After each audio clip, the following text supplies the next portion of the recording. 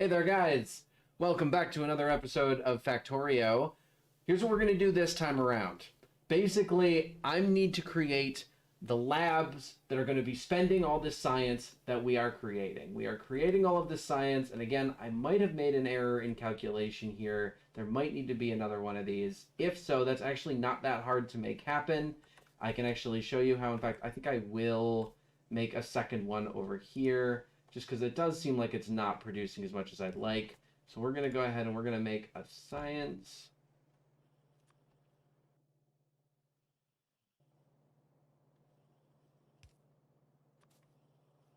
We're going to make another thing that makes gear wheels. And we're going to make it exactly the same way that we made the other one. We're just going to go over to here. I'm going to put down this, which is going to... actually going to put it here, I think. Yeah, there we go. And you're gonna go ahead and make your wheels. And if this is overproduction, that's actually not the worst thing in the world, because it's better to, because all that'll happen is that this line will fill up, and it'll fill up back to here, and it'll back up, and then these guys will stop producing, right? So overproducing these intermediary products can be an issue, but it's generally not that much of an issue, right? The only thing that I can definitely say is that I did not make this scalable in any way. This is clearly not, like, I can't go anywhere with this, so that is kind of a problem. And it is why I used to put these, like, these things on the bus itself. I used to actually put, like, iron gear wheels on the bus. I don't do that anymore. I think it is better this way, but it can be a little bit of a pain in the butt. And especially if you're needing to scale to ridiculous amounts. But for now, this is going to be good enough. Our assembly machine ones are actually super full up on all the science they make, so we need to now make labs. So I'm going to make a few labs here just to get us started. I'll make the 4 that I have enough stuff in my inventory for. And then I'll grab a few things off the belt. Just to make it a little bit easier for me to produce stuff in my pocket. Here, we'll make another one, why not? So I'm going to go ahead and I'm going to put science on my hotbar right here. And so we're going to use sort of this space for science. Now I want to open up a little bit of space here. And the reason is because I'm going to have to eventually route a whole bunch of different packs into the lab. It's not enough to just have, you know, 1 or 2. I'm eventually going to have to route a whole bunch of science to the lab. So you want to give your labs a bunch of space.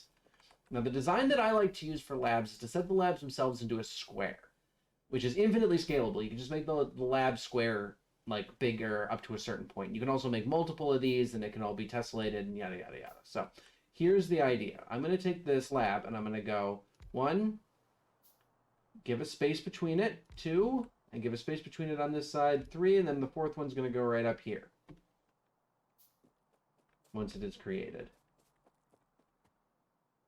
Which will just take a second. And there it is. Okay. And then between them, in each direction, right, I'm going to put one of these guys, one of these inserters. So the idea here, so I'm going to start by loading. It's going to load in here right in the middle. And here. And then it's going to go... oh, actually, it's going to load from the top first. Well, no, it makes sense to load it in from the side first. And then it's going to go like this. All these need power. Go there, and then this can come up and out of the block this way. Yeah, that's what I thought we would do. Wait, why aren't you, like, aligning with this? Interesting. The alignment is very weird on that one. So here's, and we're going to go ahead and we're going to go across here. And then we're going to come straight down like so.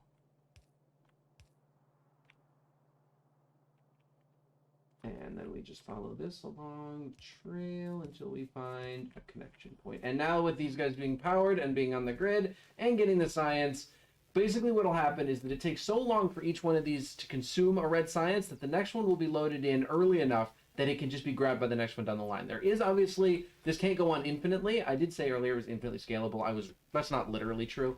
You can only expand this out to, like, I don't know, like 6x6 or something like that. And so what'll happen is that, because these are the red sciences, and they're going to come down here, and they're going to get loaded into here. The next set of sciences are actually going to come from a belt up on top here, and they're going to get loaded down into it this way, and this is going to start, spreading downward. And then some are going to get added to this belt, so that there's 2 on this belt, then there's 2 on this belt, and then there's going to be a second belt on one side that's got, so you can see, like, eventually there will be, like, 2 fully saturated belts over here, 1 fully saturated belt over here, delivering 6 total different colors of science into these, right? It starts with red, then it goes to green and blue, and then there's black in there for military science, and up to purple for space science, I think. So each one is, helps unlock different things, right? So I can even continue to expand this to a point. I can put this down, I can put this over, I can extend the power. And the only thing that'll do is just increase the speed at which it produces. See up here? The physical projectile damage is what we were left off on researching. Now, you're starting to see a problem. Are we starting to see a problem? How there's not enough iron?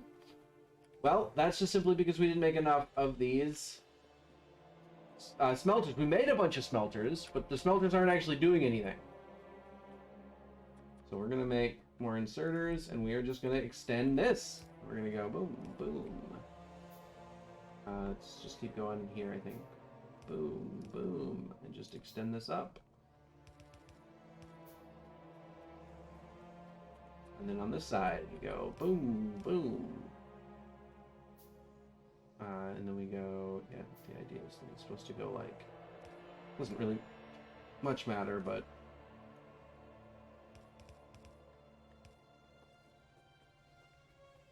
and so now there's just more iron being produced than there was before. So it's just a simple matter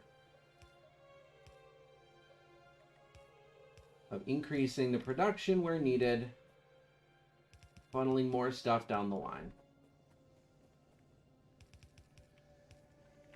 Now eventually I will get to the point where now I'm smelting more iron than I'm actually mining. And that's when we make more miners and we add them to the patches over here. So what's happening here is I'm taking some time to try and lay down the miners in an efficient a way as possible.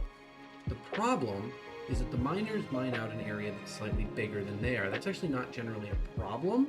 It actually helps quite a bit in making sure that you're as efficient as possible, because you don't have to put them right next to each other to make sure that they mine out a whole area. And it means that in general you need less miners to mine out a given area. But it can occasionally raise concerns if you're trying to mine out an entire field perfectly while not accidentally grabbing something from an adjacent field. In this case, part of the problem I'm running into is the fact that the iron field and the stone field are right next to each other. That's kind of a problem, because it means that placing my miners right along that border, making sure I get every square of iron and no accidental stone on the line, because the stone can't be smelted by the iron smelters, that's very important and pretty challenging. On top of that, I need to make sure that whatever form it takes to make sure that I can get the miners on the border, I then have to tile the miners out from that, making sure that they get every single spot of iron and don't leave anything in the middle, while also not trying to stack them too tight on each other, because they spend too much energy. That's a waste of resources, waste of electricity, and also just a waste of resources to create more miners than I actually need. So that's what we're trying to do here, and as you can see, it takes me a little bit of refactoring, but eventually I find a layout that works for me for the time being. Alright, all this is a mess, but starting from like here over, I can make nice, straight, pretty lines. So electronics is already finished, so we're going to go from electronics. So we have a few options now. Electronics immediately opened a couple of things. Specifically, it opened the abilities to go into fast inserters. You see these things also come from electronics, but they require other things. So like Electronics would open up automation 2, which gives us better assembly machines. But if we were to click on that, we'll see that, yeah, that requires us to not only have electronics, but it also requires us to have green science and steel processing. So we got to go through them first. But let's start by let's do lights. I don't generally put up lights, but it is a required thing to have access to in order to get access to like lasers and solar energy later in the game. So let's just do optics real quick. It is very quick, so we'll get those taken care of. All right, with a few more miners online, I'm hoping that we start to see fuller saturation. Although it seems like maybe not even. We may need to put on a few more. Which I was not really expecting. What is required for mining drill? Iron gear wheels and electric circuits. And a bunch of plates. I might set up... Optics is actually already finished. So let's take a look at another thing to do in the meantime. I think we're gonna... I might go right into logistics science. Just so as that we can start working in this direction.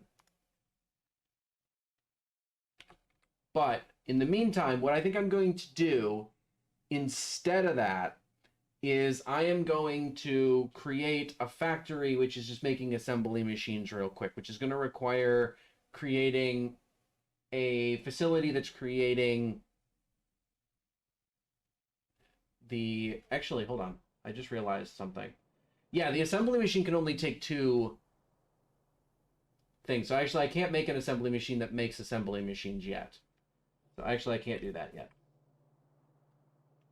Or actually, no, I was looking at... Sorry, I can't... Well, assembly machines as well, but also electric mining drills. Our current assembly machines can only take in 2 resources, right? Like, it can only take in, like, a gear wheel and a plate, and then produce. The drills and the assembly machines themselves require 3 ingredients each, which means that I can't just produce them willy-nilly. So I have to keep producing these in hand for the time being. Oh, also, by the way, all these things generate power, and you can see that, like, actually, I'm not even satisfying all the power yet, so actually, we'll do something else instead. So you'll see that I'm not actually even satisfying all the power needs of everything. So that means some of my stuff is not running efficiently. Some of it's going to be slowing down. Some of it's not going to be producing, you know, as effectively as it could be. How do we fix that? Well, just do more of what we've already done up here. We're going to make another boiler. I'm going to make a pipe. And I'm going to make 2 steam engines. Well, and then I'm going to make another pipe because steam engines consume some of those pipes that I just made.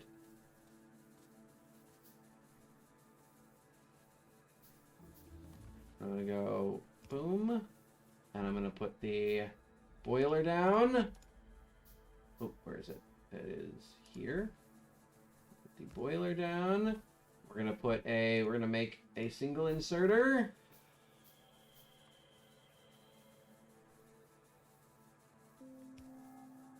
And then we're going to put down 2 steam engines. And again, this is exactly what we did before to make the first one run. And now we have effectively doubled our electrical output. And you can see now we are fully satisfying everything. And in fact, our production is hovering around 50%. We're only producing 50% of the electricity we could potentially produce. Green science is now done. You see that opened up a bevy of new possible research options. But of course, we're not producing green science yet, so we can't unlock any of these things yet. So we're going to take a step back. Instead, I'm going to do weapon shooting speed. Shooting speed and damage, you see there's a lot of those upgrades. It just makes it more efficient when we're taking care of biters later on. Alright.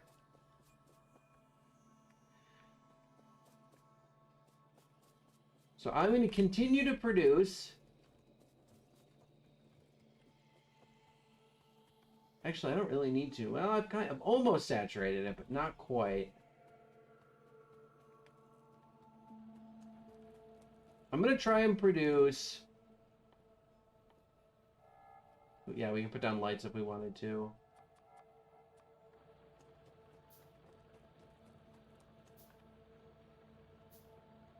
Yeah. Trying to think here. Because eventually we're going to have multiple lines of iron coming out of here, feeding into multiple... Yeah, I think this is actually probably a good time to start that. Okay. Yeah, we can do that. All right. I'm going to start at least laying down the basics for creating a second line of iron coming out of here. So give me a minute. I'll see you guys on the other side.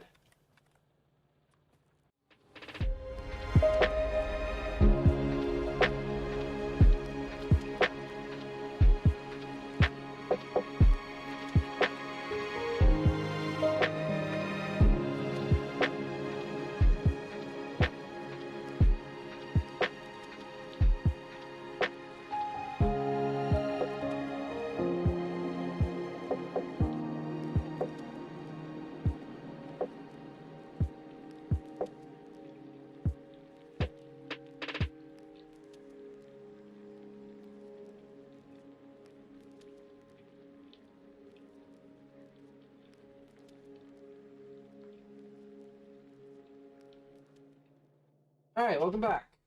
So, where are we at now? I had to do some logistical adjustments around here because trying to fit in, I realized that fitting in more of these sort of lines was actually going to cause these lines up here to sort of stack on each other, which is going to sort of push this all around a bit.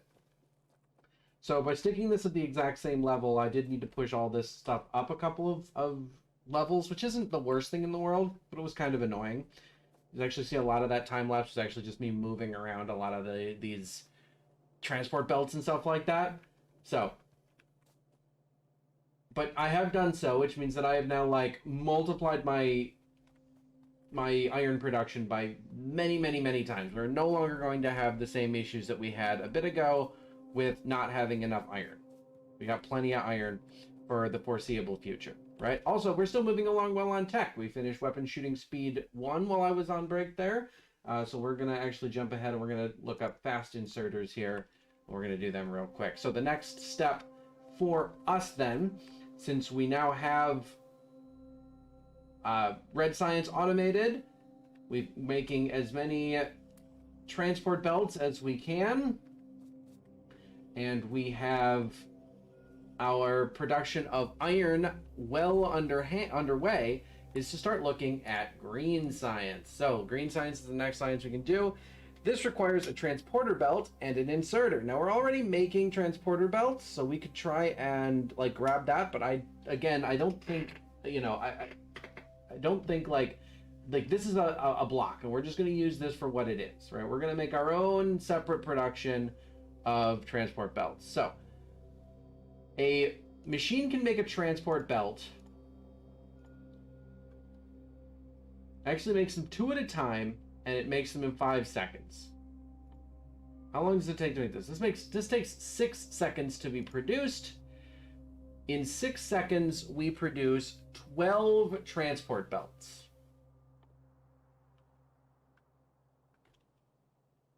Which means that we can do 12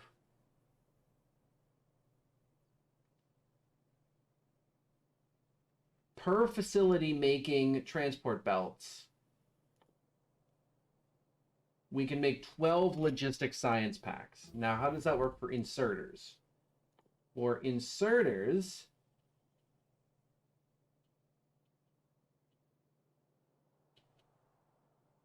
so sorry, it's the other way around. It's actually better than that, because this makes, in 6 seconds, it has 12 cycles, and it makes 2 of them. So we actually make 24 of them.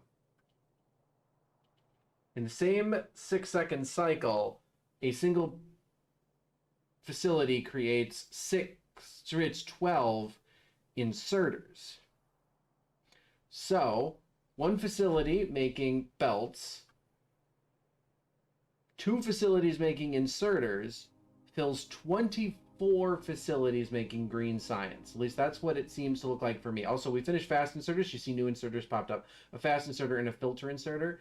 A fast inserter is nice because it moves incredibly quickly. So if especially specifically for recipes that require a ton of resources, The fast inserter can fill that recipe very, very quickly and can move stuff very quickly along lines. Filter inserters, you can tell it what to grab and what not to grab. This is important if you ever have belts that have many different items on it. I tend to not use filter inserters because my belts don't have a lot on them. But there are people who are experimenting with sort of, they call it sushi roll belts. And those belts that have, like, they throw everything onto this big belt, and then they use filter inserters to pull off only what they need, only when they need it. But I probably won't be using them much in this run. But fast inserters we'll definitely be using at some point. So that being said, we're going to try and make these logistics science packs. So the first thing that's going to need is that we're going to need to find more open space. So we're going to continue the belt off in this direction. The bus, rather. We're going to continue the bus off in this direction. And because we need to make inserters require electronic circuits, I believe. Yeah, hold on. Can I put 3 things into a... I thought I couldn't, but maybe I can. Hold on. Maybe I can put 3 items into an assembly machine 1. I had stated that I didn't think I could. I could only put 2 in, but maybe I can actually put 3 into a regular assembly machine 1 because I would have to, because I can't get the tech for advanced inserters until after, or in advanced machines until I make this. In order to make this, I would need, yeah, okay. I must be wrong then. Well, either way, we're going to make some inserters. That's the first thing we're going to do. In order to make inserters, we have to make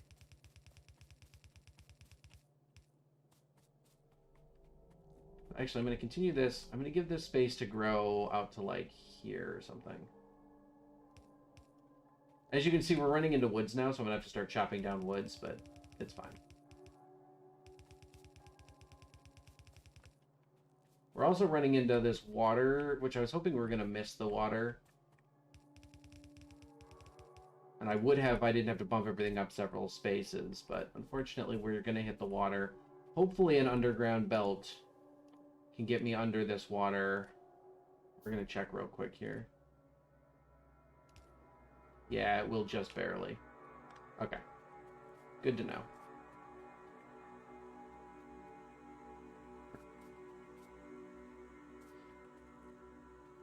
So we're going to give this space out to about here. So like something like in here.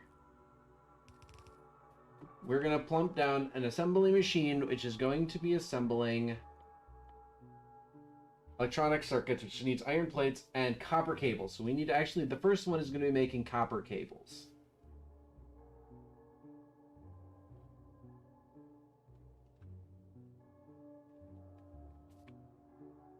So we're going to have one facility making copper cables.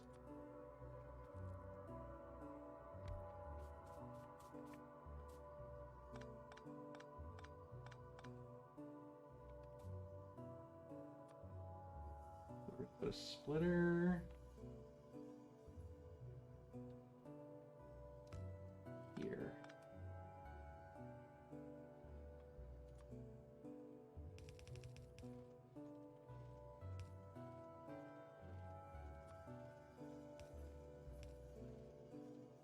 Oop, I need another one of them. Actually, I should make a few. I should make a few of each. Undergrounders and splitters. Okay. Oh yeah, and I should also make some inserters as well.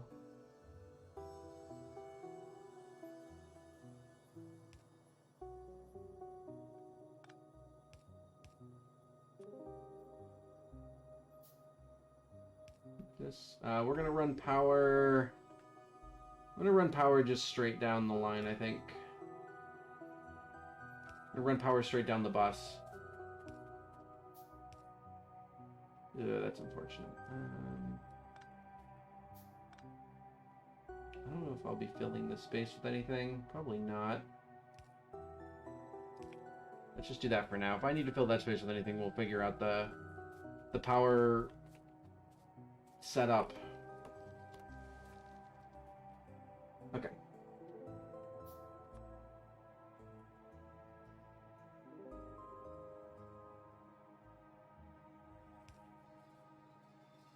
So you are making copper cables. I probably just need the one. And then circuits come from copper cables and iron plates.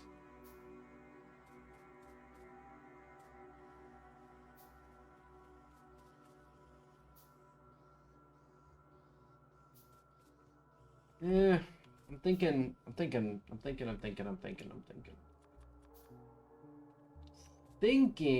that I'm actually going to have two of these. Well,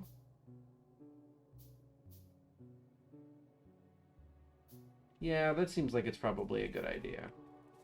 I'm not super like familiar with like ways to make these sort of mall areas. So once you break, every time you break one off into this sort of area, it's kind of like its own little mall, right? Where you fill in inputs exactly equal to what it needs, and then it does everything on the inside, and then it outputs exactly what you need it to output. So it does all of its intermediary production and finishing up all in one little go. And I'm not really sure how to make this efficient in these sort of areas.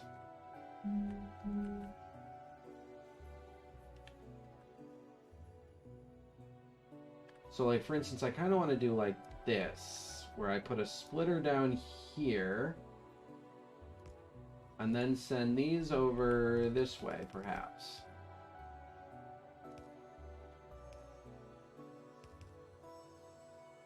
And then do like inserter this way, and plop one down here. Right? And then you are also that.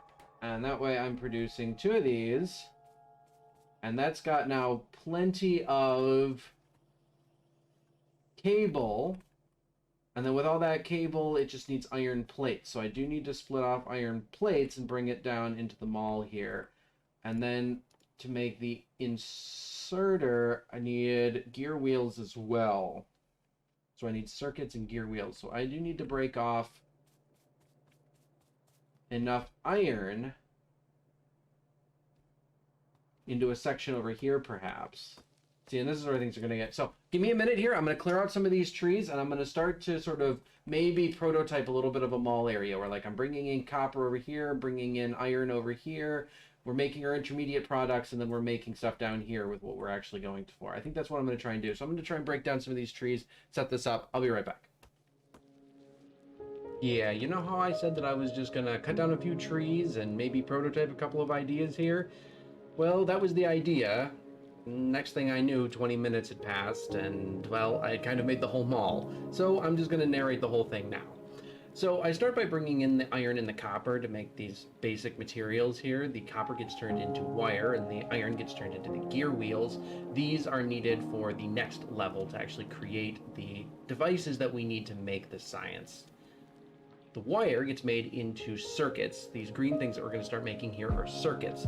We're finally into proper automation, computerized devices. And those circuits are needed to make the inserters. I've actually been making a bunch of them in my hand in order to make all the inserters you've seen so far. Once we have all of the middle materials that we need, we have the circuit boards, we have the gear wheels, we have the iron that we need, we can start making the actual devices. Inserters and the transport belts. These are the two things that are needed in order to make green science. That is the goal here, is to automate the production of that next level of science, the green science. Now, remember back to the red science and how all it needed was basically just the basic materials and the gear wheels, right?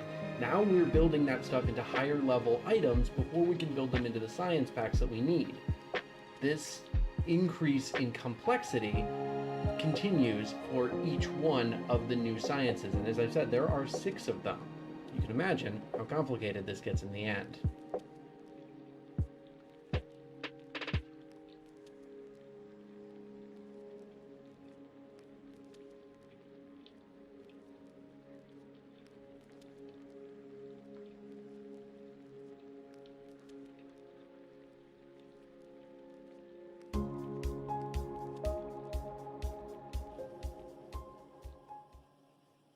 All right, welcome back. That was a little bit more than I was expecting, and I like this. Clearly, wildly inefficient spaghetti nonsense, but it worked. It's different than I expected, that's for damn sure. But you can see here the inputs, and the inputs are being split and turned into the intermediate products here. I've got some intermediate product mixing right here in the middle to create the circuits. And then output of the circuits, rejoin all of the intermediate products together, make the basic stuff that needs to be made, the middle intermediate products, and then slam them all together into the middle here. And you see, I sort of repurposed my... I've almost repurposed the same design that I used for smelting over here, and I've repurposed it over here for creating the science packs. I've not really done this before. This is a different kind of design that I normally go for when making science packs. But I think it's kind of worked. The only thing now is that I need to... I gotta do something like this to... Yeah, we need to fix the way that the power is lined up here. Clearly. Oh yeah, I think it's something like... Yeah, it's like this is the way I want to do it. Yeah, something like that. There we go. So there we go. Green science on its way out.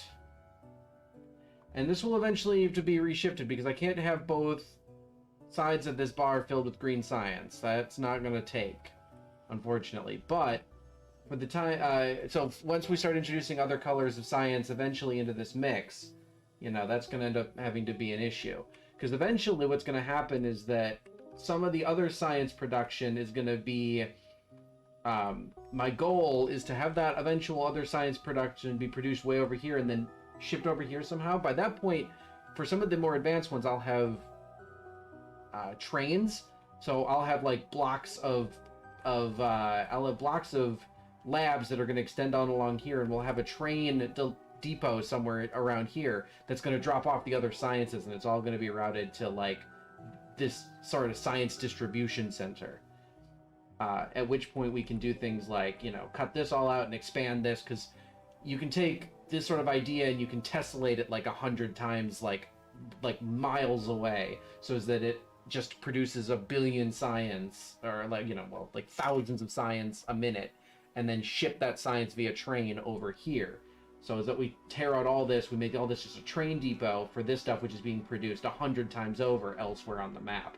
But that's like late game stuff, right? Right now, this is totally fine. I'm producing enough red and green science to get us bootstrapped. So now that we have red and green science, we can really open up. Fast inserters got completed, obviously, at some before we even started there, and I hadn't really wanted to move into something too big yet, but we're going to move into a couple of things. We're going to take care of some basic unlocks here. Landfill will help us clear up. I think actually landfill is one of the things we want to go into.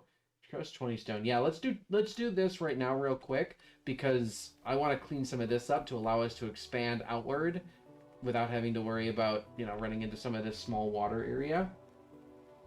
And you can see, look at the color mod is lighting them up green and red as they're spending the green and red science. Look at that. That's real cool. All right. I'm not sure, because obviously I'm setting up a lot of stuff and doing a lot of time-lapsing stuff now, so I'm not sure how long these videos are going to be at the end of them. So this might end up being a shorter video because I really only did a couple of things here. But yeah, thank you guys for watching. Next time I'm actually not entirely sure what we do going on from here. Probably just take everything and scale it up, really, is the next step as we move on towards the next part of the game. But yeah, that's it for me for now. Thank you for watching. As always, Ochitanis. Bye-bye, guys. See you next time.